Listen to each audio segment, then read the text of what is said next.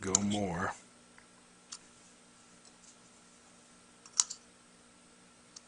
See, I'm going to take this away and actually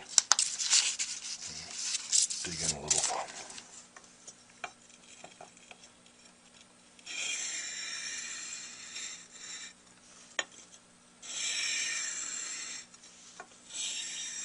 So I'm trying to lean just to the corner of this mouthpiece, since it's kind of fighting me to make any progress there.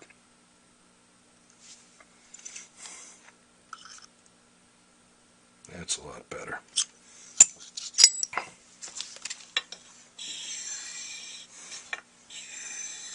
Just trying to even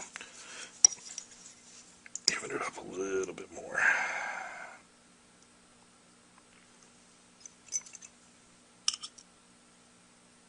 Okay. I like that. So, did I ever work on the bumps? I don't think so. I haven't even marked them yet. Problem is, I just did an awful lot of straightening up there, which may have changed things, but I'm going to take a chance and mark my bumps and at least do a little pass on each one of them. So I got one at 44, 32 to 28,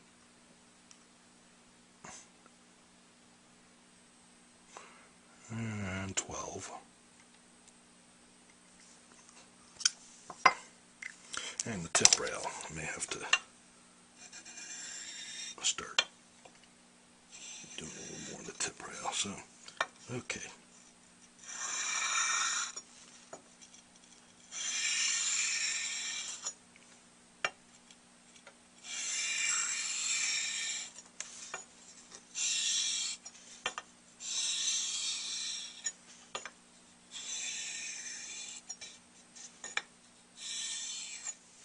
Okay, I've gone about another 4 or 5 rounds with adjusting the facing curve and taking measurements. And you see we're real close. You can't even see the difference between the magenta target curve and the blue actual curve.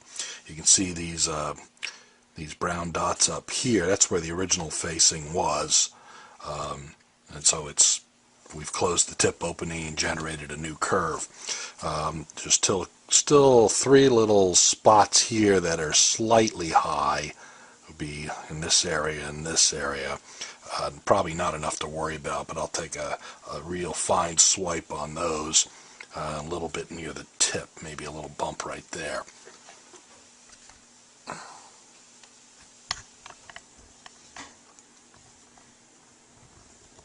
So I've once again marked the mouthpiece where those spots are, here and here and there. I'll just use the fine part of the sandpaper here.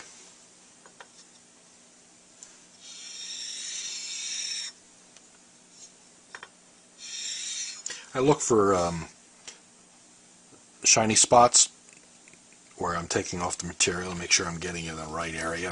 Another trick I've used in the past, just to get you calibrated, is you can actually try to mark your rails like this, so that it's a little more obvious when you go to hit a certain spot that you've marked, that you actually get it. Because sometimes like there, I thought I was hitting in the middle of the spot, and I actually was a little higher, so that means I got to adjust my angle a little bit.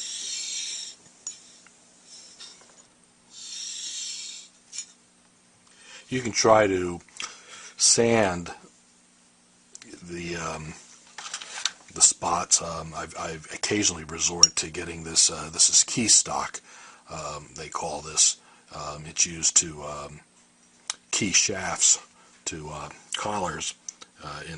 Machinists use this all the time, but it's a 1/4 by 1/4 inch or so, and some sandpaper put on that. But you can use this to kind of try to get spots. I wouldn't recommend using a file. That's kind of like a little too you need to do finesse work, and it's a little too crude. So I'm going near the tip. tip rail where I'm trying to get it right about there with less spot. Okay, and that should be close enough.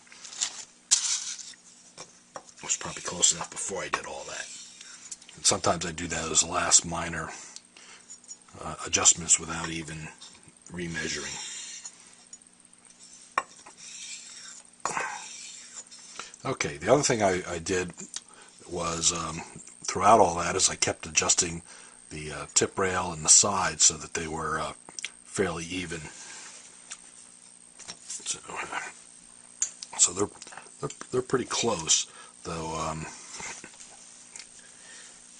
You may be able to see this one's a little thick on the outside here. It bulges out. Sometimes you can lay a straight edge on there and try to see that. It's close. We're down to the final adjustments before sanding, so file just a little bit more. Kind of chamfer the edge and then blend it in. And you've got to decide whether you want to do this or not. If it's nice plating, you may not want to, get this picky with it.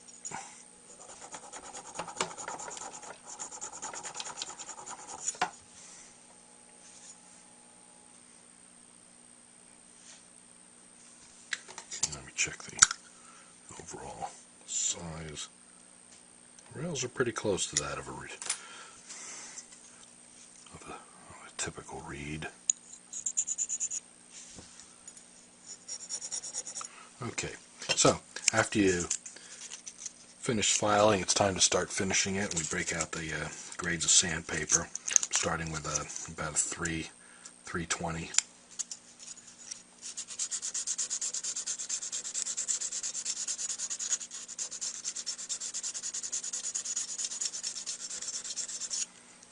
And this is, if you really have to do some shaping, you can start with a 220, but the problem is 220 might start leaving some deep scratches, which are hard to get out.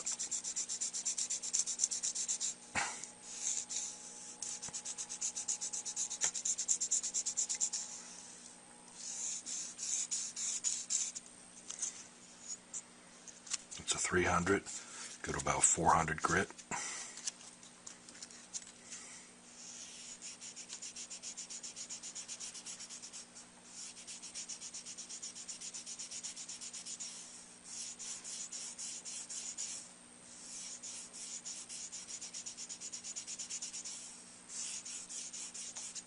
And finish up with a 600.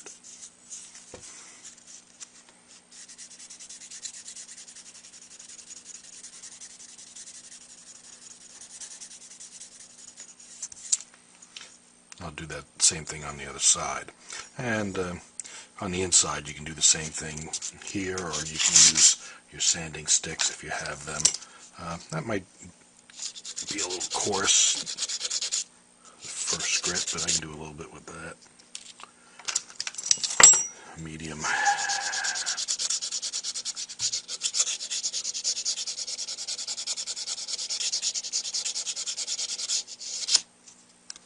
And the finer.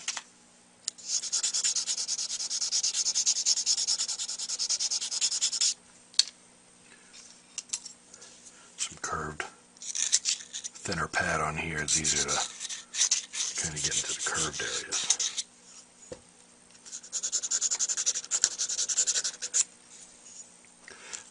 Likewise, up near the baffle, I have to do some finishing work up there.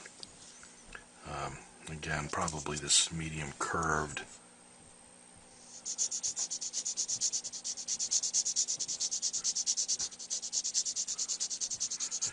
Not so much, you're not really trying to shape it as much as you are trying to get out the marks left by the file.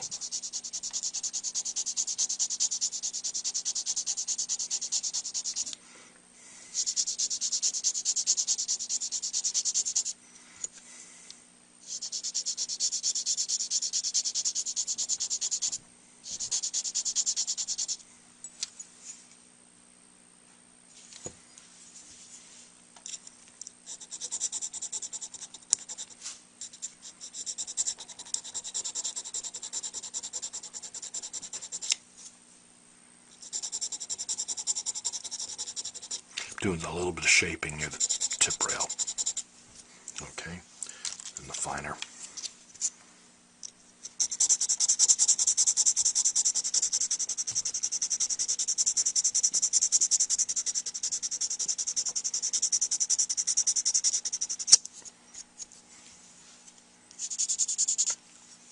Okay, I'm going to do this other one here, and then I'll show you the steel wool. Okay, pretty much did all the sanding on that. Time for a little steel wool. Get a little pad. I use my finest curved sanding stick to push it around. Finest sandpaper just in case it slips. It's not going to scratch the mouthpiece that much.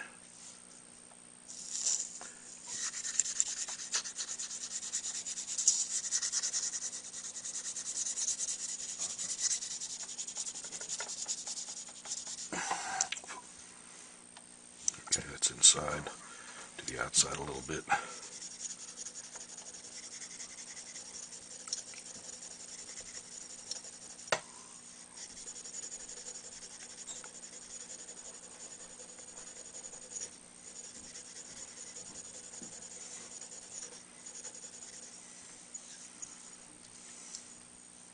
And you can use your finger too. It's big enough to get into the window. This piece it is. Or if your pinky's small enough.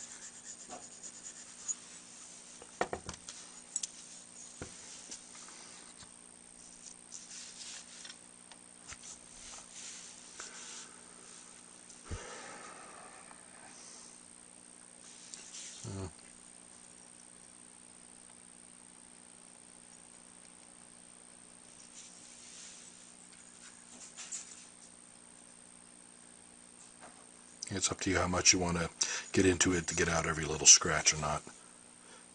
Most players, they just want it to play well, and the rest is gravy. But it sometimes goes to their overall impression of your work. If you're careful with how it looks, you must be careful with the important aspects, or at least they think you are, of how it plays. So, using the back of the sandpaper, you can put a little polish on it to send it on its way. Time for a play test, and I'll mark it with my tip opening and signature on it.